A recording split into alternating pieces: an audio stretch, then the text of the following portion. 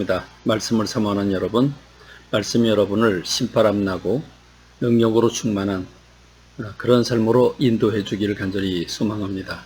오늘은 스바냐서를 통해서 은혜를 받고 또 갈 길을 얻기를 원합니다. 스바냐서 1장 1절은 이렇게 말씀하고 있죠. 아몬의 아들 유다의 왕 요시아의 시대에 스바냐에게 임한 여호와의 말씀이라.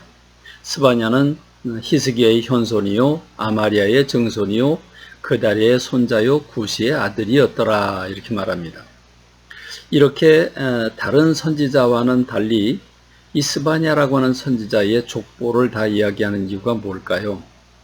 자, 이 스바냐는 요시야라고 하는 왕이 통치를 할 때의 선지자였다라고 말해줍니다. 그럼 요시야의 그 아버지가 아몬이고 그 아버지가 히스기야니까 히스기야의 손자가 요시야입니다. 그런데 지금 이 스바냐는 히스기야의 손자라고 그랬습니다. 4대 손입니다. 그러니까 요시야와는 친척 관계가 되는 거죠. 그렇습니다. 스바냐는 왕손이라는 얘기인데 왕손으로서 하나님 앞에 부름받아 선지자가 된 겁니다. 그래서 그가 전하는 하나님의 말씀에 요시야가 반응을 합니다. 그게 바로 종교개혁이죠.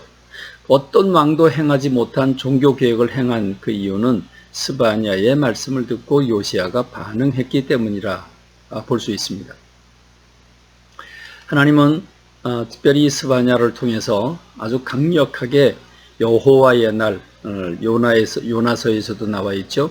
여호와의 날, 즉 하나님의 큰 심판을 행하기로 작정한 날, 그날에 심판하실 것을 말씀하고 계십니다. 스바냐서 1장 15절에 보면 그날은 분노의 날이요 환난과 고통의 날이요 황폐와 패망의 날이고 캄캄하고 어두운 날이고 구름과 흑암의 날이라고 말해주고 있습니다. 여러분, 하나님은 도대체 어떤 사람들에게 이런 심판을 행하시겠다고 말씀하십니까?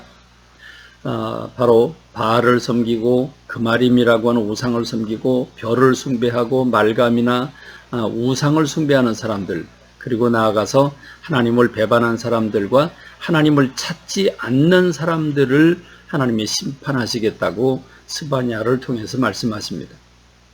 그런데 여러분, 놀랍게도 하나님은 이렇게 여호와의 날, 큰 심판의 날을 선포하시면서도 피할 길, 구원의 길을 열어주시는 분입니다. 스바냐 2장 1절로 3절에 보면 수치를 모르는 백성아 모일지어다 모일지어다.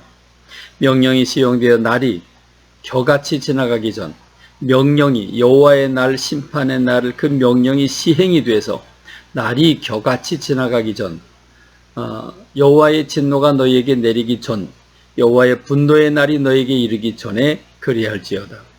여호와의 규례를 지키는 세상의 모든 겸손한 자들아, 너희는 여호와를 찾으며 공의와 겸손을 구하라. 너희가 혹시 여호와의 분노의 날에 숨김을 얻으리라. 하나님은 이렇게 매를 때리면서도 피할 길을 열어주시는 주님이십니다. 주님의 말씀에 반응할 때 하나님의 은혜를 받고 구원을 받게 되는 줄로 믿습니다.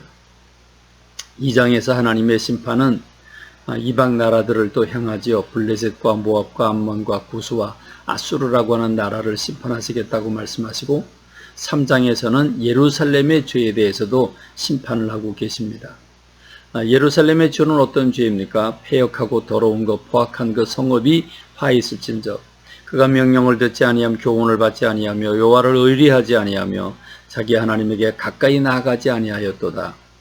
그 가운데 방백들은 부르짖는 사자요 그의 재판장은 이튿날까지 남겨두는 것이 없는 저녁일이요 그의 선지자들은 경솔하고 간사한 사람들이요 그의 제사장들은 성소를 더럽히고 율법을 범하였도다.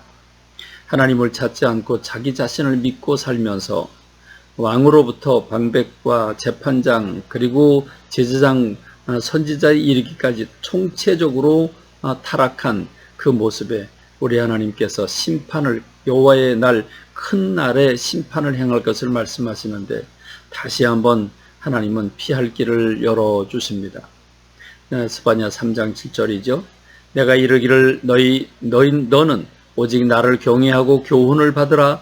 그리하면 내가 형벌을 내리기로 정하기는 하였지만 나의 거처가 끊어지지 아니하리라 하였으나 그들이 부지런히 그들의 모든 행위를 더럽게 하였느니라. 안타까운 일이지요. 피할 길을 열어주셨는데도 불구하고 돌아서지 않습니다. 그러니 어쩌겠습니까? 하나님의 심판이 그대로 이루어지는 거죠. 그래서 북방 이스라엘도 멸망했고 남방 유다도 멸망하게 되는 겁니다. 그런데요, 하나님은 이런 이스라엘을 향해 심판을 선포하시는 그 주님은 불순종하여 매를 맞는데도 불구하고 꼭 빠뜨리지 않고 한 가지를 더 첨가하게 되는데 회복할 것도 약속하고 계시다고 하는 겁니다. 왜 그럴까요? 미워서 멸망시키는 게 하나님의 목적이 아니기 때문에 그렇습니다. 이게 바로 주님의 마음이십니다. 그러므로 주님이 권고할 때 돌아서십시다. 사는 길을 붙잡아야 되고 은혜의 길을 붙잡고 구원의 길을 붙잡아야 됩니다. 하나님의 말씀에 반응할 때 그때 우리에게 희망이 있는 줄로 믿습니다. 이스라엘 백성들은 하나님의 말씀에 반응하지 않아서 결국 매를 맞고 멸망을 당하게 됩니다. 오늘 저와 여러분들은 매 시간 선포되는 그 말씀에 반응하는 저와 여러분이 되기를 간절히 소망합니다. 말씀을 맺습니다. 감사합니다.